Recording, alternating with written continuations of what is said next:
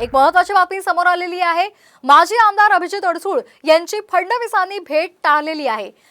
नागपुरामध्ये अडसूळ हे फडणवीसांच्या निवासस्थानी भेटीसाठी दाखल झाले होते। मात्र फडणवीस घरी असतानाही त्यांनी अभिजित अडसूळ यांच्याकडे दुर्लक्ष केल्याचं पाहायला मिळालं।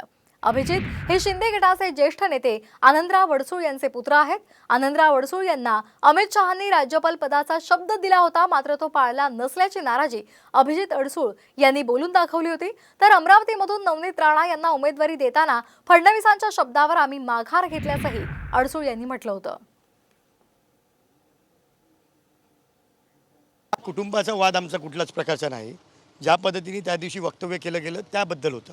त्यामुळे कुठलाही हा कुटुंबाचा वाद नाही ना जानी दुश्मनी आहे।